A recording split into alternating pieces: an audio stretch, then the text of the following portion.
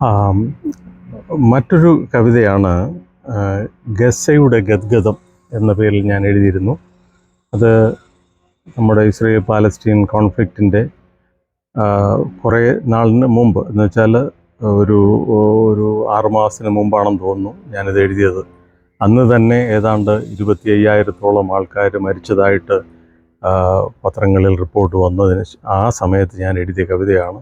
അത് കഴിഞ്ഞ് വീണ്ടും അനേകം ആൾക്കാരവിടെ മരിച്ചതായിട്ടാണ് വീണ്ടും വന്ന റിപ്പോർട്ടുകൾ. ഏതായാലും അന്ന് ഞാൻ എഴുതിയ കുറച്ച് വരികൾ ഇങ്ങനെയാണ്. 25,000 കടന്നു മൃതരിപ്പോൾ, ഇരുപക്ഷത്തുമില്ല മനസ്താപമൽപ്പവും. 25,000 കടന്നു മൃതരിപ്പോൾ, ഇരുപക്ഷത്തുമില്ല മനസ്താപമൽപ്പവും.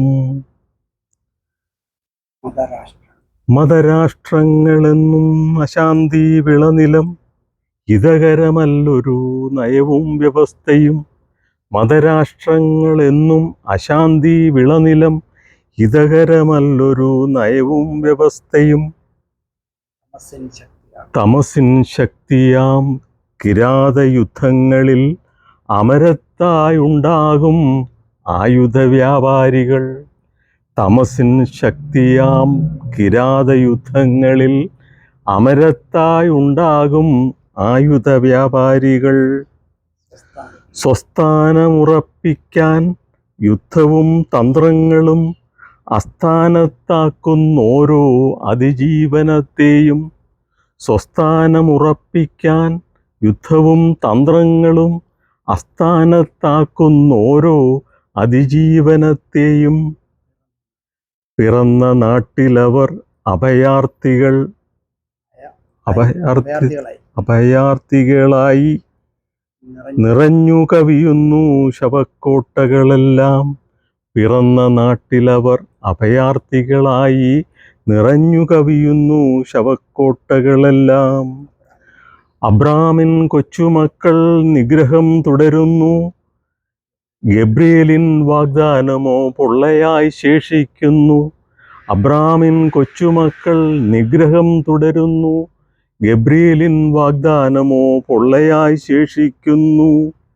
രക്തമാംസങ്ങൾ കരിഞ്ഞുയരും തീഷ്ണഗന്ധം, ഭക്തർതൻ ഹോമയാഗം ദൈവങ്ങൾക്കെന്നുമിഷ്ടം.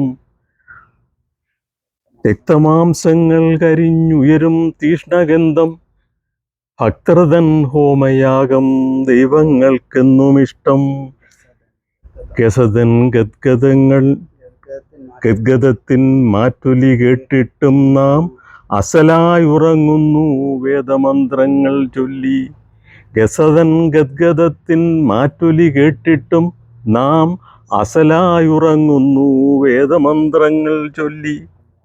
അല്ലാഹു നിൻ കാരുണ്യം, യഹോവേ നിന്റെ ബലം, ഉള്ളം നിറഞ്ഞു എന്നെന്നും വാഴ്ത്തിപ്പാടാം.